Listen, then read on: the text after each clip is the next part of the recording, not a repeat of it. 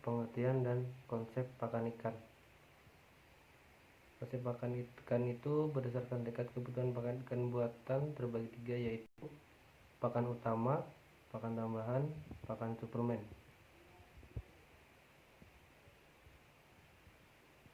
Fungsi utama protein itu ada 5. Yang pertama, berperan dalam pembentukan antibodi, hormon, enzim, dan vitamin. Yang kedua, berperan untuk pertumbuhan maupun pembentukan jaringan tubuh. Yang ketiga, berperan dalam perbaikan jaringan tubuh yang rusak. Yang keempat, kandungan protein ikan sangat tinggi, 50% sampai 70%.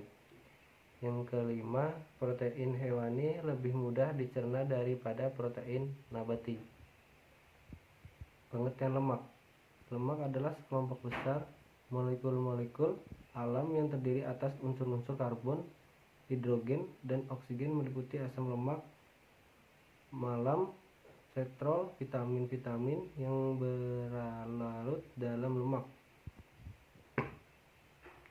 Asam lemak itu dibagi menjadi 3. Yang pertama, asam lemak jenuh. Yang kedua, asam lemak tidak jenuh tunggal. Yang ketiga, asam lemak tidak jenuh ganda. Dan fungsi lemak itu ada 5: sebagai penghasil energi, sebagai pembangun, sebagai penghemat protein, sebagai penghasil asam lemak esensial, yang terakhir sebagai pelarut vitamin tertentu seperti A, D, E, dan K.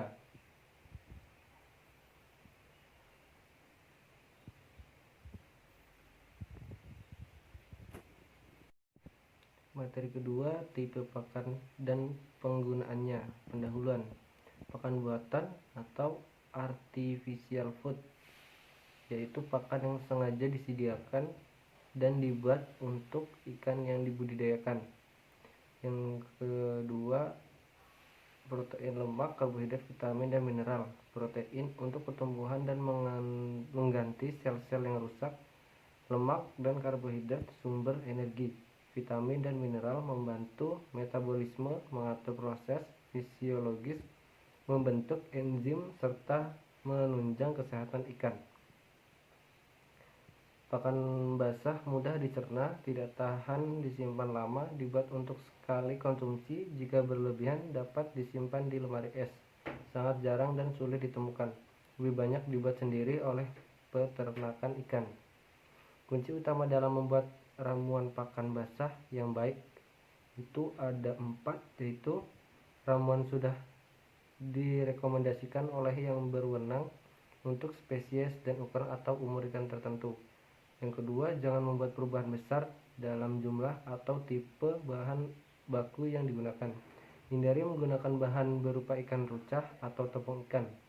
Yang terakhir, jika ikan rucah yang akan digunakan untuk membuat pakan basah, pastikan bahwa ikan rucah tersebut harus segera mungkin dan bermutu baik. Keuntungan buat pakan basah yaitu suplai yang terjamin, daya simpanan yang lebih lama, dan kunci utama dalam memilih pakan kering yang baik itu belilah dari produsen pakan ikan yang dipercaya. Pakan yang dibeli harus yang diramu sesuai dengan spesies dan umur atau ukuran ikan yang dibudidayakan. Yang kedua, cari tahu di mana dan kapan pakan dibuat. Yang ketiga, walaupun pakan pelet kering seharusnya diberikan pada ikan dalam waktu 1-2 bulan. Yang jika pakan yang menunjang tanda-tanda basah oleh air atau hujan, seharusnya jangan diterima dan jangan diberikan pada ikan. Yang terakhir, jangan menerima pelet yang hancur atau rusak. Jenis pakan, perbesaran sifat biologinya. Pelet terapung dan pelet tenggelam. Keunggulan pakan apung: pemasakan sempurna, zat anti nutrisi dapat Materi 3, yaitu uji kualitas pakan. Pelet yang baik. Pelet yang baik memiliki ukuran panjang dan diameter disesuaikan dengan ukuran ikan yang akan diberi makan atau sesuai dengan ukuran mulut ikan. Ukuran pelet berkisar antara 3 sampai 3,5 mm. Tekstur adalah tingkat kehalusan bahan baku sebelum diramu. Pakan yang baik terbuat dari bahan baku yang berbentuk tepung halus atau setidaknya berupa tepung yang lolos sering dari ayakan. Uji kehalusan. Menggiling pakan, hasilnya dikelompokkan menjadi komponen yang halus, agak kasar, dan kasar. Semakin besar persentase komponen yang halus, berarti pakan buatan tersebut memiliki kekompakan yang semakin baik. Uji kekerasan. Memberi beban pada pelet sampai batas beban tertentu, pelet akan hancur. Pelet yang baik harus mempunyai kekerasan yang tinggi. Biasanya berasal dari bahan baku yang cukup halus. Semakin berat bobot beban yang dapat ditahan, berarti pakan buatan tersebut makin keras. Pakan buatan dengan kekerasan lebih tinggi dibuat bahan yang lebih halus. Daya tahan. Uji ketahanan dalam air. Dilakukan dengan cara mengambil pakan, merendam pakan dalam air dingin. Waktu yang diperlukan sampai saat pelet hancur merupakan ukuran daya tahan pelet tersebut. Uji daya apung. Menjatuhkan pelet ke dalam air. Waktu yang diperlukan mulai saat pelet menyentuh permukaan air sampai tenggelam di dasar. Pakan terapung yang cocok untuk ikan yang mempunyai kebiasaan mencari pakan di permukaan air. Pakan yang tenggelam lebih tepat untuk ikan yang biasa hidup di dasar perairan. Pakan udang sebaiknya mempunyai biji air laut, tetapi kurang lebih biji lumpur. Udang mempunyai sifat senang mengambil pakan di dasar tambak, tetapi tidak mencari pakan di dalam lumpur. Pengajuan kimiawi dilakukan di laboratorium. Contoh pengujian mutu pakan. 1. Alat, wadah plastik, pemberat pengayak, akuarium atau wadah uji pengujian biologis. D. Seperangkat alat pengujian kimiawi, timbangan analitik. Bahannya pelet pembuatan sendiri, beberapa pakan komersial, daftar kandungan gizi, pakan buatan sendiri, dan pakan komersial. Cara kerja. Uji fisik kehalusan bahan baku. Yang pertama, ambil contoh pelet buatan sendiri komersial. Yang kedua, dihaluskan. Yang ketiga, partikel diayak. Yang keempat, hitung persentase partikel halus. Kekerasan pakan. Yang pertama, timbang pakan. Yang kedua, ambil pemberat 1,4 kg. Yang ketiga, amati yang terjadi. Yang keempat, ambil pemberat 1,2 kg. Yang kelima, ambil pemberat 1 kg. Yang keenam, amati dan catat kapan saat pelet mulai hancur dan kapan saat pelet hancur seluruhnya. Penguji daya apung itu gunakan gelas, isi air hingga 1,5-nya, timbanglah pakan 5 gram, masukkan pelet tersebut ke dalam gelas secara bersama-sama. Hitung waktu yang diperlukan masing-masing pelet mulai tenggelam, merupakan daya apung. Materi 4 yang berjudul pengemasan dan penyimpanan pakan. Pengemasan merupakan sistem yang terkoordinasi untuk menyiapkan barang menjadi siap untuk ditransportasikan, didistribusikan, disimpan, dijual, dan dipakai. Membantu mencegah atau mengurangi kerusakan, melindungi produk yang ada di dalamnya, melindungi dari bahaya pencemaran, serta mengganggu fisik atau gesekan, benturan, getaran. Mempunyai bentuk-bentuk yang memudahkan dalam menyimpan, pengkuatan, dan distribusi. Perangsang atau daya tarik pembeli, karena itu bentuk, warna, dan dekorasi dari kemasan perlu diperhatikan dalam perencanaannya. Cara mengemas komoditas dan produk olahan dalam pengemasan fleksibel. Yang pertama, secara manual. Yang kedua, semi mekanik. Yang ketiga, mekanis. Pengemasan karung itu ada 3. Pertama, kemasan karung harus dapat melindungi pakan dari kerusakan dalam pengangkut dan atau penyimpanan. Yang kedua, kemasan kurang tidak boleh mengakibatkan kerusakan atau pencemaran terhadap pakan yang disimpannya. Oleh karena itu, bahan kemasan atau karung tidak membawa organisme pengganggu seperti serangga atau hama.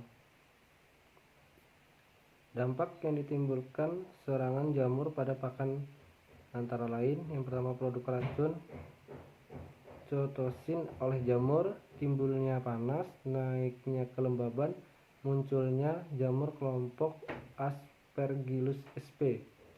Hal terpenting dalam penyimpanan bahan pakan dan pakan adalah pembersihan ruangan, keluar masuk barang atau pakan, ukuran bantalan kayu, posisi penumpukan bahan atau pakan.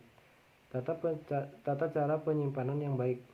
Yang pertama, proteksi terhadap gangguan hama di gudang. Yang kedua, usahakan bangunan tetap menggunakan kepada air, lokasi bebas banjir dan drainasi bagus. Wadah sebaiknya tak dapat dimasuki tikus dan burung. Yang terakhir, pengecekan pakan yang disimpan secara berkala. Pembersihan dan penyimpanan tempat. Pembangunan atau ruangan tempat penyimpanan pakan harus dibersihkan. Singkirkan dan bakar sampah dari tempat penyimpanan. Yang ketiga, keretakan dan lubang pada lantai, dinding, dan atap bangunan mesti diperbaiki. Yang keempat, pasang anyaman kawat untuk anti tikus dan burung. Yang kelima, perbaiki atap yang bocor agar air hujan tidak masuk. Yang keenam, bersihkan lingkungan tempat penyimpanan. Yang terakhir, bersihkan wadah dan karung kemasan. Materi 5 dengan judul Metode dan Teknik Pemberian Pakan pada Ikan. Jadwal pemberian pakan, feeding schedule, disesuaikan dengan perkembangan larva atau umur, terutama perkembangan alat pencernaannya. Digunakan pada masa pemeliharaan larva. Dasar penetapan jadwal pemberian pakan, kondisi alat pencernaan, kemampuan memanfaatkan makanan. Yang ketiga, mutu atau kualitas pakan. Karakter pakan itu terdiri ada 4: ukuran, daya gerak, lingkungan yang dibutuhkan, kandungan gizi. Dosis pakan itu seperti larva udang galah. Pemberian pakan dilakukan setelah larva berumur 3 hari dengan frekuensi 2 kali sehari. Pemeriksaan jumlah pakan yang tersisa. Pakan alami semakin meningkat seiring dengan pertumbuhan umur larva. Pakan buatan diberikan setelah larva memasuki stadium 7 berumur 9-10 hari. Formulasi terdiri dari tepung, terigu, susu bubuk, telur ayam, ikan gabus atau cumi-cumi, dan vitamin. Mereknya Scott Emulsion. Ukuran dan dosis pakan harus disesuaikan dengan umur larva. Larva ikan lele. Pemberian pelet mengacu pada berat tubuh ikan. Jumlah pemberian pakan untuk lele per hari yaitu 3-6% dari bobot ikan yang dipelihara. Presentasi pakan ikan tersebut fleksibel. Pemberian pakan jangan dilakukan sekaligus dalam satu waktu. Frekuensi pemberian pakan berpengaruh pada jumlah pakan yang dikonsumsi dan efisiensi pakan. Larva, ikan dewasa, dan ikan nokturnal. Yang perlu diperhatikan itu tingkat kebutuhan organisme budidaya akan pakan relatif. Nafsu makan ikan biasanya berada antara pagi, siang, sore, maupun malam hari. Menghindari adanya overfeeding karena frekuensi pakan merupakan program harian. Waktu pemberian pakan ditetapkan dengan memperhatikan nafsu makan ikan. Waktu pemberian pakan bisa pagi, siang, sore, atau malam hari. Lele adalah binatang nokturnal sehingga mempunyai kecenderungan beraktivitas pada malam hari, terutama dalam hal mencari makanan.